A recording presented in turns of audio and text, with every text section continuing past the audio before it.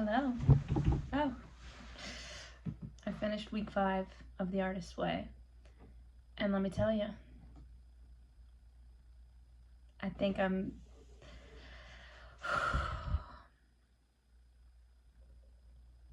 starting to have a hard time with it, and I can feel myself wanting to give up, which Julia does spell out may happen. Now that you're starting to see changes happen, and it's starting to stir up your life in a way, you might want to just throw it all in and be like, you know what, never mind. I don't need to change. Let me just go back to the old ways when I just was kind of going through the motions. That'd be much better, because be very comfortable. And that is where I'm at right now. I'm not going to throw in the towel. I'm not going to quit, but I'm dealing with a lot of uncomfortable emotions and just a lot of heavy emotions in general this week. There's good and bad. It wasn't all bad, but a lot of epiphanies. Let's talk about it. So this chapter is called Recovering a Sense of Possibility, which that alone kind of makes me emotional because I don't know why I have gotten in my head. Maybe it's just life, and maybe it's growing older, and maybe it's being surrounded by certain bitter people and it rubs off on you, but I think there are a lot of things that I've wanted for my life that I have somehow deemed impossible as the years go by. It seems too far from my grasp, so it must be impossible. I won't hope for that because it's impossible. I don't really say the words, but I realize that that is kind of what has become my core belief. Yeah, happened for others, but not possible for me. Why is that? I don't like that. Okay, so here's what she says about the breakdown of week 5. This week you are can't read. Let's try that again. This week you are being asked to examine your payoffs and remaining stuck. You will explore how you curtail your own possibilities by placing limits on the good you can receive. You will examine the cost of settling for appearing good instead of being authentic. You may find yourself thinking about radical changes, no longer ruling out your growth by making others the cause of your constriction. Woo! And that is spot on, girl. Julia does it again. Yeah, I can't blame anybody else anymore, I'm realizing. I did a lot of, the activities, and some of those have you pondering about who is the cause of you being stuck in your life? Like, who is it that's holding you back? Is it an actual person? And let's get real. It's been me. Someone doesn't have that power over me. Like, it has been me all along. So, yeah, that's the revelation, which I already knew, but it's just coming up more and more. She starts off the chapter talking about limits and how we place limits on what God, the creator, source, whatever you believe or say, we place limits on what we think he can do for us. We know that he can do great things in general and for other people, but for some reason when it comes to us, we place limits on what good, what bigness can happen. And I definitely do that.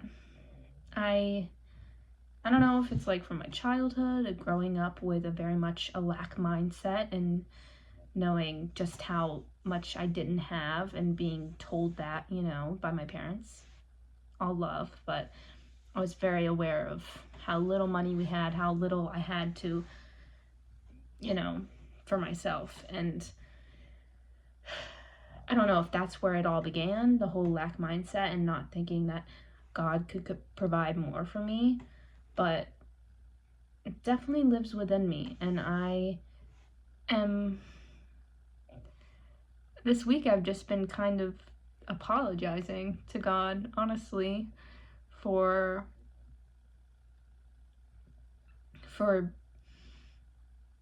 assuming, not the worst, but assuming that he can't provide for me and that he can't come through. I have not been trusting God at all. And in some ways, yes. I mean, I trust him to keep me safe and everything. And I literally had a near-death experience last year. Almost died in a house fire. And it was actually a miracle that I got out. Like, that's a whole different story. But I was absolutely saved by an angel. So I know that God has my back. But for some reason, I don't trust that he can provide for me. So I stay stuck in a job I don't enjoy that feels like my soul is being sucked dry, you know? I stay because I'm like, I have this lack mindset when it comes to stability and money and like providing for myself. I think it all has to be done by me. And if I don't work myself to the bone, then I won't be good. But I work myself to the bone and I'm still not great. So it's like, maybe it's time to start trusting in something bigger than me. And that's what I've been starting to try to do. I am emotional, but I'm also about to start my period, so TMI, but that's part of it. So I love that she started out talking to that because it really spoke to me. And then of course she says, you can't just pray to God. I mean, you can, obviously you can pray to God, but like you can't just pray to God and then just not put any work in yourself. She says, in other words, pray to catch the bus, then run as fast as you can. So ask for what you want, pray, pray, pray, let it be known, write it down, and then put in the effort. You know, clock in. So I've been trying to clock in because I can't just complain. Well, I've stopped just complaining, like now I'm doing something about it, but I'm trying to shift into more of a positive mindset around all of that. Anyway, love that. Then she starts talking about finding the river. And what part did I want to read? Okay, yes. We have begun to hope, and we have feared that hope. The shift to spiritual dependency is a gradual one. We have been making the shift slowly and surely. With each day, we become more true to ourselves, more open to the positive. To our surprise, this seems to be working in our human relationships. We find we're able to tell more of our truth, hear more of other people's truth, and encompass a far more kindly attitude towards both. We are becoming less judgmental of ourselves and others. How is this possible? The morning pages. A flow of stream of consciousness gradually loosens our hold on fixed opinions and short-sighted views. We see that our moods, views, and insights are transitory. We acquire a sense of movement, a current of change in our lives. This current, or river, is a flow of grace moving us to our right livelihood companion's destiny. Oh, I just wanted to read that for myself, honestly, because that was a good reminder that the act of change is frightening, and I'm uncomfortable right now because I do feel a lot of change happening within me. But I have to know that even though I don't have it figured out right now, that is okay. I'm allowed to not have it figured out. I just have to take one step at a time, put one foot in front of the other, and listen to my internal voice and keep doing what I'm doing and keep taking care of myself. So that's what I've been focusing on. I've kind of been babying myself a little bit, but mothering myself like I'm a baby. So just making sure I'm eating well, that I'm getting enough movement. It's winter, so I got the winter blues, walking enough outside, getting some sunshine in my eyes when it's sunny out, working out, reading, writing, dancing, singing, little things to just know, like to boost my mood because I have been feeling down. But I'm also hopeful. Even though I say all that, I have no idea what the future holds, but I'm hopeful. So that's good. Then she talks about there's the whole virtue trap, which is where we've gotten it instilled into our brains and our minds or whatever, that it's virtuous to put everyone else and everything in front of ourselves and our own well-being as an artist. and our time for solitude. Like, solitude is necessary as an artist, and if we do not get this, we will basically, we'll either give up or like we'll become a horrible person to be around.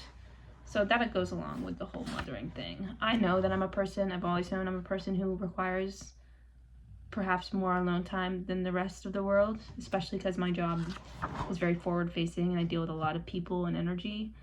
So I have been taking more solitude during this time. What else? Yeah. That was week 5.